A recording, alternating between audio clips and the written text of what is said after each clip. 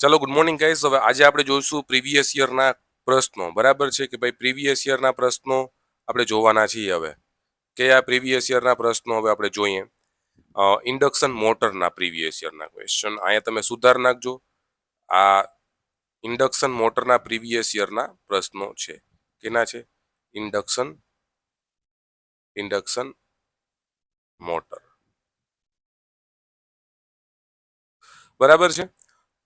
તો first of all આપણે જે જોઈએ કે ઇન્ડક્શન મોટરની ફરવાની દિશા ઉલટાવી હોય તો શું કરવું પડે।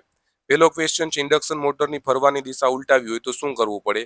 તો સ્ટેટરના કોઈ પણ બે કનેક્શન આપણે ઉલટાવવા પડશે। જે તમારું સ્ટેટરની વાઇન્ડિંગ હોય છે એના કોઈ પણ બે કનેક્શન તમારે ઉલટાવવા પડશે। બરાબર છે, એટલી વસ્તુ। નેક્સ્ટ ક્વેશ્ચન છે ઇન્ડક્શન મોટરમાં જો બે પોલ હોય અને તેને આપવામાં આવતું વોલ્ટેજ આવૃત્તિ 50 હર્ટ્ઝ હોય તો મોટરની ફિલ્ડની સ્પીડ કેટલી હશે। તો જો સિંક્રોનસ સ્પીડ પૂછી છે ns = 120 f/p બરાબર ભાગાકારમાં p 120 ગુણાકારમાં ફ્રીક્વન્સી 50 હર્ટ્ઝ અપોન પોલ કેટલા છે। પોલ દીધા છે બે પોલ, કેટલા? બે પોલ। તો આ તમારું થઈ જશે 60। તો 60 ગુણાકારમાં 50 6 5 30 થઈ જશે। બે જીરો તમે એડ કરી દો 3000 rpm આવશે। તો તમારો 3000 સાચો આન્સર આવી જશે। આ સૂત્ર આઈએમપી છે। એક બે ક્વેશ્ચન જોવા મળશે એક્ઝામમાં તમને। આ સૂત્રથી બે ક્વેશ્ચન તો જોવા મળશે જ। બરાબર છે। ઇન્ડક્શન મોટરનો પાવર ફેક્ટર કેવો હોવો જોઈએ એમ કહે છે। હવે ઇન્ડક્શન મોટર છે તો એ લેગિંગ જ હોય ને, કેમ કે ઇન્ડક્ટર જોઈ ગયા હતા આપણે। બરાબર, તો ઇન્ડક્ટર હોય તો અહીંયા લેગિંગ પાવર ફેક્ટર જ હશે। ઇન્ડક્શન મોટરનો પાવર ફેક્ટર લેગિંગ હોય છે। બરાબર, હવે હું તમને એક વસ્તુ કહી દઉં કે ભાઈ ઇન્ડક્શન મોટરનો પાવર ફેક્ટર જે લેગિંગ હોય છે ને, હવે ઇન્ડસ્ટ્રીમાં છે ને સૌથી વધારે છે સ્ક્વિરલ ગેજ ઇન્ડક્શન મોટરનો ઉપયોગ કરવામાં આવે છે। કેનો? સ્ક્વિરલ ગેજ ઇન્ડક્શન મોટરનો ઉપયોગ કરવામાં આવે છે। હવે ઇન્ડસ્ટ્રીમાં બધે આ ઉપયોગ કરવામાં આવે છે અને પાવર ફેક્ટર લેગિંગ હોય છે, તો બધી ઇન્ડસ્ટ્રીમાં ઉપયોગ કરવામાં આવે છે તો ઓવરઓલ પાવર ફેક્ટર એ ઘટી જાય ને આપણો। એના માટે છે એ સબસ્ટેશનમાં એક કેપેસિટર બેંક રાખવામાં આવે છે, જેથી પાવર ફેક્ટર વધે અને મોટરની એફિશિયન્સી છે વધે। એટલા માટે અમે તમે એક્સ્ટ્રા નોલેજ આપી દીધું થોડું। બરાબર છે। પોલની સંખ્યા p હોય અને સપ્લાય ફ્રીક્વન્સી a, જો અહીંયા શું સપ્લાય ફ્રીક્વન્સી છે f હોય તો સિંક્રોનસ સ્પીડ, અહીંયા તમને કીધું છે સિંક્રોનસ સ્પીડ લખ્યું છે, ટાઈપિંગ મિસ્ટેક છે। Synchronous speed ns equivalent two ખાલી જગ્યા થાય તો ખબર છે ns = 120 f/p બરાબર। તો 120 f આ તો ના થાય, આ તો ના થાય, 120 f/t સી આન્સર આવશે તમારો। કયો? આ સી આન્સર તમારો આવશે। રેડી? સિંગલ સીલિંગ ફેનમાં કેપેસિટર શોર્ટ થઈ જાય તો ખાલી જગ્યા થાય છે। હવે આ છે ને સિંગલ ફેઝ ઇન્ડક્શન મોટરનો સવાલ છે। આ હું તમને સિંગલ ફેઝ ઇન્ડક્શન મોટરમાં કરાવીશ, બટ હું તમને અહીંયા કહી દઉં કે single phase induction motor self start હોતી નથી। જે સિંગલ ફેઝ ઇન્ડક્શન મોટર હોય બરાબર, એ એક તો સેલ્ફ સ્ટાર્ટ હોતી નથી। બરાબર, સેલ્ફ સ્ટાર્ટ હોતી નથી એટલે ચાલુ કરવા માટે કેપેસિટરની જરૂર પડે છે। શું જરૂર પડે? કેપેસિટરની જરૂર પડે છે। તો હવે કેપેસિટર જ બળી જાય, બરાબર, શોર્ટ થઈ જાય તો મોટર ચાલુ જ નહીં થાય, તો મોટર ફરશે જ નહીં। મોટર જનરેટર સેટમાં કઈ મોટરનો ઉપયોગ થાય છે? આ વસ્તુ હું તમને કહીશ કે ભાઈ મોટર જનરેટર સેટ એક આઈએમપી ક્વેશ્ચન છે, પૂછાઈ ગયો તો ક્વેશ્ચન અને પૂછાય જ છે વધારે પડતો। એક સિંક્રોનસ મોટરનો ઉપયોગ કરવામાં આવે છે। કેમાં? સિંક્રોનસ મોટરનો ઉપયોગ કરવામાં આવે છે। શું કામે? કેમ કે સિંક્રોનસ મોટર છે કોન્સ્ટન્ટ ગતિથી ફરે છે અને જનરેટરને તમારે કોન્સ્ટન્ટ ગતિથી ફેરવવું પડે છે। એટલે મોટર જનરેટર સ્ટેટમાં સિંક્રોનસ મોટરનો ઉપયોગ કરવામાં આવે છે। સ્લીપ રિંગ ઇન્ડક્શન મોટરને ચાલુ કરવા માટે કયા સ્ટાર્ટરનો ઉપયોગ કરવામાં આવે છે? સ્લીપ રિંગ ઇન્ડક્શન મોટર છે તો સ્લીપ રિંગમાં રોટર રેઝિસ્ટન્સ સ્ટાર્ટરનો આપણે ઉપયોગ કરતા હતા, તો સી ઓપ્શન આવશે, rotor resistance starter. Single phase induction મોટરના મેઇન વાઇન્ડિંગ અને સ્ટાર્ટિંગ વચ્ચે ફેઝ એંગલ ખાલી જગ્યા હોય છે, કેટલો? 90 ડિગ્રીનો હોય છે। સિંગલ ફેઝ ઇન્ડક્શન મોટરમાં હું તમને કરાવીશ કે ભાઈ મેઇન વાઇન્ડિંગ અને સ્ટાર્ટિંગ વાઇન્ડિંગ વચ્ચે કેટલા ડિગ્રીનો ફેઝ ડિફરન્સ હોય છે? તો 90 ડિગ્રીનો હોય છે। કેટલા ડિગ્રીનો? 90 ડિગ્રીનો। સપ્લાય ફ્રીક્વન્સી 50 હર્ટ્ઝ હોય, મોટરની સ્પીડ 500 rpm હોય તો પોલની સંખ્યા શોધો। શું? પોલની સંખ્યા શોધો। તો હવે તમને ખબર છે ns = 120 f/p આ થાય છે।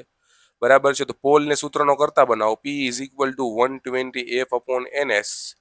હવે 120 multiply by frequency 50 upon NS છે 500 RPM. તો 0 0 કટ થઈ ગયા, 5 5 કટ થઈ ગયા, 12 આવે ખાલી. તો 12 તમારો આન્સર આવી ગયો. સ્ક્વિરલ કેજ ઇન્ડક્શન મોટરના રોટરના સ્લોટ લખજો. સ્લોટ સહેજ વળાંકવાળા હોય છે, કારણ કે થોડાક વળાંકવાળા હોય છે. એનું કારણ શું હોય છે? કોઈ મેગ્નેટિક અવાજ ઓછો થાય એટલા માટે થોડાક વળાંકવાળા રાખવામાં આવે છે. ઇન્ડક્શન ઇન્ડસ્ટ્રીમાં સૌથી વધારે કેવા પ્રકારની, આ મેં તમને નહોતું કીધું, આ મેગ્નેટિક અવાજ ઓછા થાય ને એટલા માટે રાખવામાં આવે છે સ્લોટ વળાંકવાળા. આ મેં તમને લેક્ચરમાં નહોતું કીધું, તો અત્યારે આ હું તમને કહી દઉં છું. ઇન્ડસ્ટ્રીમાં સૌથી વધારે કેવા પ્રકારની મોટર વપરાય છે? ઇન્ડસ્ટ્રીમાં સૌથી વધારે કેવા પ્રકારની મોટર છે એ વપરાય છે?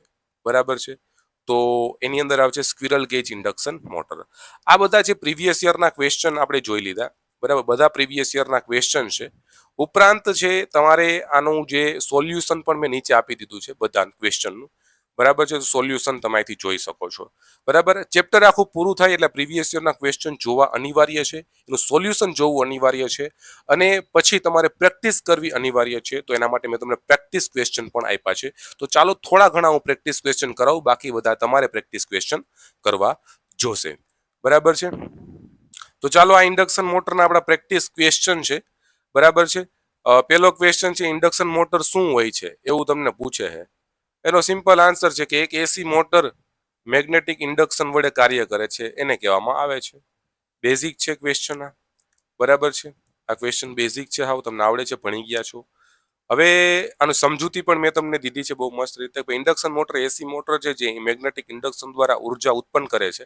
તેના સ્ટેટર વાઇન્ડિંગને સપ્લાય આપવામાં આવે છે, રોટરમાં ઇન્ડ્યુસ EMF જનરેટ થાય છે, બરાબર. પછી આવે છે તમારી પાસે બીજો કોઈ ઇન્ડક્શન મોટર કેટલા પ્રકારની હોય છે. આ ક્વેશ્ચનમાં ભૂલ ના ખાતા હો ભાઈ તમે, પૂછાય તો ક્યારેય. ઇન્ડક્શન મોટર તમને ખાલી ઇન્ડક્શન મોટર પૂછી છે, ખાલી ઇન્ડક્શન મોટર પૂછી છે, એમાં તમારી પાસે સિંગલ ફેઝ આવી જશે, સિંગલ ફેઝ આવી જશે, અને 3 ફેઝની બે આવે, સ્લીપરિંગ અને બીજી કઈ આવશે? સ્લીપરિંગ અને સ્ક્વિરલ ગેજ ઇન્ડક્શન મોટર. તો આની અંદર 3 આન્સર તમારો આવી જાય. જો એમ પૂછ્યું તો 3 ફેઝ ઇન્ડક્શન મોટર કેટલી છે, તો એની અંદર 2 આવશે, બરાબર છે.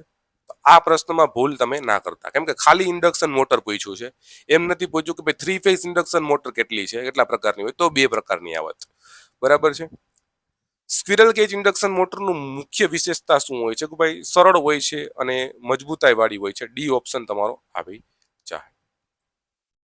તો આ બધા મેં પ્રેક્ટિસ ક્વેશ્ચન 30 ક્વેશ્ચન જે મેં તમને દીધા છે, જે 30 ક્વેશ્ચન તમારે કરવાના રહેશે પ્રેક્ટિસમાં. આ તમારે કરવાની હોય છે પ્રેક્ટિસ, બરાબર છે. અને ટેસ્ટ સિરીઝ લગાડી દો, બરાબર છે. ઓકે, તો હવે છે આપણે નેક્સ્ટ લેક્ચરમાં છે મળશું. નેક્સ્ટ લેક્ચર આપણે ચાલુ કરશું સિંગલ ફેઝ ઇન્ડક્શન મોટર. અને સિંગલ ફેઝ ઇન્ડક્શન મોટર પણ અત્યાર સુધી જે ફ્લો લઈને આવ્યા છે એ જ ફ્લોમાં આપણે ચાલુ કરશું. તમારી પ્રિપેરેશન બેસ્ટ રીતે આપણે આવી જ રીતના જે કરશું. જો આવી રીતના તમે લેક્ચર છે કન્ટિન્યુ જોશો તો હું માનું છું કે તમે એક્ઝામ ક્લિયર કરી જ નાખશો. પ્લસમાં સારું એવું નોલેજ પણ મળશે. તમને 80-85 માર્ક આરામથી આવે જો આ કોર્સ સારી રીતના તમે જોવો તો, બરાબર છે. ઓકે ગાઈસ, તો મળીએ આપણા નેક્સ્ટ લેક્ચરમાં, બરાબર. તો આ લેક્ચર અહીંયા સુધી જ આપણે રાખીએ. અને પ્રેક્ટિસ ક્વેશ્ચન કરો, બરાબર. પછી તમે નેક્સ્ટ સબ્જેક્ટ ઉપર ફોકસ કરજો, બરાબર. Okay, done guys, bye bye.